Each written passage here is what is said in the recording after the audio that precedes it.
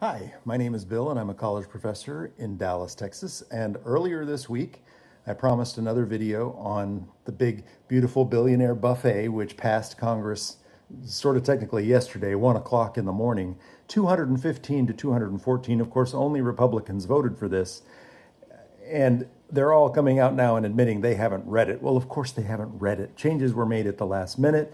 No one has totally unpacked what's in this bill, but some details have come out. We knew about millions of Americans being thrown off of their Medicaid, my parents, maybe your parents, also off of Medicare, also Medicaid, which helps provide health insurance to poor people who otherwise wind up in the emergency room. This saves us money for them to go get early care, preventative care. That's a good thing. I know it's charity. That's okay. I'd rather pay the charity than the emergency room charity. We know that it's going to add now roughly $4 trillion a year to the federal deficit. This from the party that used to stand for fiscal conservancy, which I myself stand for. But I was trying to see something about this, just trying to learn more about what was in it. And I was watching a clip from C-SPAN, and there's a Republican representative there talking about one of the provisions, which is to remove the tax on silencers for firearms. And I couldn't help but think millions of people are going to lose their health care. Millions of people are losing SNAP, basic food. Much of the benefit goes to children, for example. This seems like a good thing.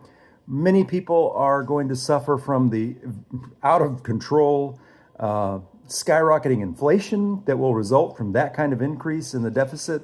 Not to mention the downstream, our trading partners that we've alienated. That's going to cause, this is a disastrous bill. But what this gentleman from the Republican Party, the MAGA party, was talking about was silencers, taking away taxes on silencers for guns. And then he goes on this rant about the Second Amendment. Well, let me tell you something. I did a deep dive into the Second Amendment for my blog, and I'll post the link here. And I called it the Wyatt Earp solution to gun control.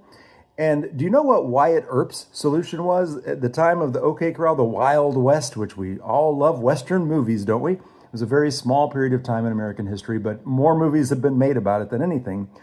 The first thing Wyatt Earp did to get gun violence under control in Dodge City was to mandate that no one could bring guns into the city, because even Wyatt Earp understood that more guns means more kids getting killed in schools, for one example. More guns is not the answer, and the Second Amendment had nothing to do with that. I don't care how many times MAGA people spew their bullshit. The Second Amendment is about the right to bear arms for a well-organized militia. Bearing arms is not owning arms. These were guns that you had to reload, that took a minute and a half, 2 minutes to reload, not semi-automatic weapons that can mow down hundreds of school kids in the matter of seconds.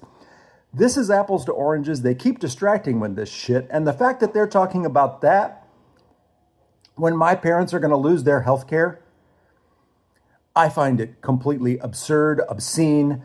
You've got to call your senators today. I've called mine. I've called them twice now. Mine are Ted Cruz and John Cornyn.